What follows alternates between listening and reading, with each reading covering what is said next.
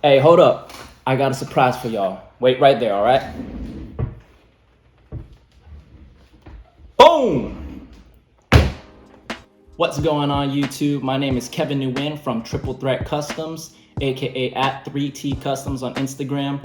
And today I'm going to be sharing with you guys my secret sauce on how I get these gradient dyed midsoles.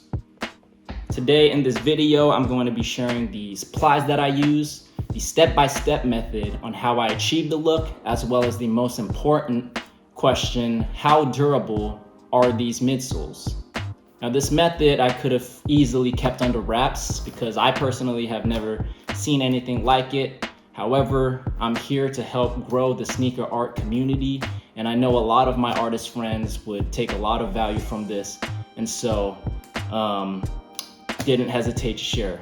And it would also mean a lot to me if you guys could go ahead and like, comment, and subscribe to my channel so that I could continue to make videos to provide valuable information for you guys. Last but not least, I'd like to give a big shout out to Dylan DeJesus because without him, I probably would not know where to start. It was because of his videos and his advice that helped me get a kickstart to this. And so if you're watching this, Dylan, big shout out to you. Appreciate you. And without further ado, let's go ahead and jump right into the video. So let's go over the supplies. You're gonna need some acetone or deglazer, cotton pads, Angelus leather dye, Salon 40 volume hair cream, cheap paint brushes, some wool daubers, disposable containers, gloves, a box to work in, and some vinyl tape. You can go ahead and pause the screen right now so you can view the full list. Moving on to the step-by-step. Step 1. You want to tape the uppers of your shoes. Angelus dye is super potent and it will stain just about anything that it touches. So if you get any dye stuck on your leather and you try to paint over it, the dye will still seep through and it will definitely discolor the paint over time. Step 2. Prep the midsoles. Use a cotton pad with acetone to remove any potential dirt, debris, or factory glue, as that may cause discoloration of your dye. Step 3. Set up your station. Slap those gloves on, lay out your station in a cardboard box, because like I mentioned earlier, things are going to get messy once you start applying the dye. Step 4. Mixing the dyes. Choose whatever color dyes you want. I went with brandy and medium brown for these. Quick tip, Angelus dye boxes have perforations on the back that you can press down on, and when you do that, that creates a little opening that you can place the bottle in, which will help prevent accidental spills. Unfortunately, I totally forgot to record this process and I didn't want to waste any extra dye, so you're gonna have to use your imagination a bit. But basically I pour in a 1-to-1 ratio of dye and Salon 40 hair cream into the container, and then I mix it together with a Q-tip. Step 5. Now comes the fun part, laying down the dye. Lay down the first layer of dye with your paintbrush. Try not to overload the brush with dye because you don't want any excess running down the sides of your soles and getting everywhere. It's gonna get really messy. So for this pair, I'm trying to have the gradient run from top to bottom, so I'm just applying the brandy dye to the top half. Now you have to work fairly quickly here because here's where the magic happens. Immediately after you place the dye down with your paintbrush, switch to your wool dauber, and while it's relatively still wet, try to blend the dye with the wool dauber to smoothen the color as shown here in the video. Now repeat this step with your second color. Don't worry about trying to get the gradient perfect on this first round because you're gonna repeat these steps multiple times. You just wanna make sure you have your entire midsole covered with something at least. And then after that, you wanna wait for the midsole to dry for at least 15-20 minutes to allow the dye to seep in as much as possible. Step 6. Acetone the first layer of dye. After the midsole has dried up a bit, take some acetone and scrub over the entire area to get off any excess dye and to also balance out the colors a bit. Now there may be some areas that are darker than others due to the factory glue that's stuck on the midsoles.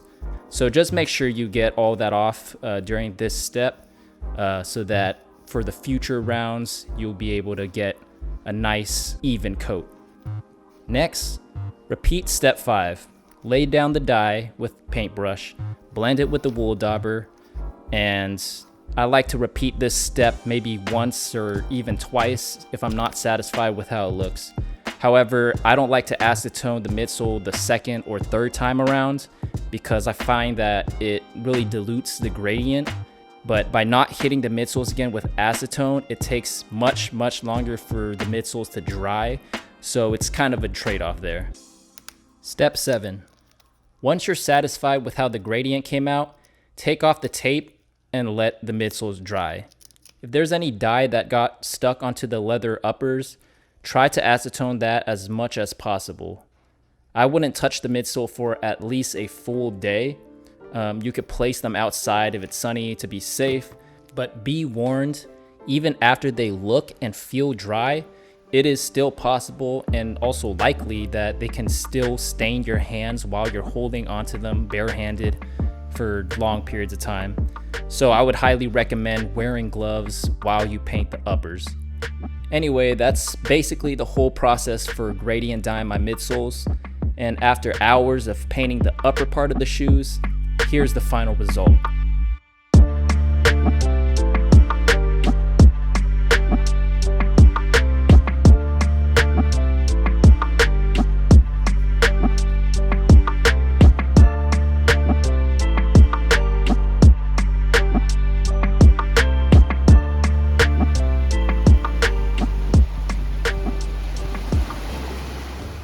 So now the big question, how durable are these midsoles? So before I created these Baja Air Force Ones, I actually created these Buckeye Air Force Ones. And within the span of 3 weeks, I wore them about 2 to 3 times a week and ranged anywhere between a few hours to over half the day each time I wore them. So I'd say that's a pretty decent amount of testing. So if I bring it closer, you can see here, there's, creasing obviously at the toe box, but here on the side of the midsole, the color is holding up. It's just as vibrant as when I first applied the dye. And on the bottom, you can see here, there is a bit of wearing here at the heel, but that is completely normal. That's typically the first part that goes away. The sides, along the sides here, you could also see that the color is starting to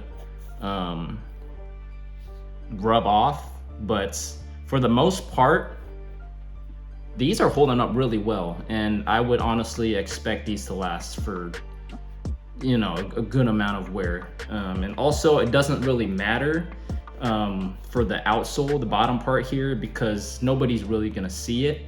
I think the most important part is the side of the midsoles. In this case, it's holding up terrific. I also wore these out a couple times. Same deal here. We got some wearing right here at the heel, but then everywhere else, the side of the midsoles, looking just as good as when I laid down the dye. So thank you everyone for tuning in today. I hope this video brought you guys a lot of good information, and I can't wait to see what you guys come up with using my technique. So until next time, guys, peace out.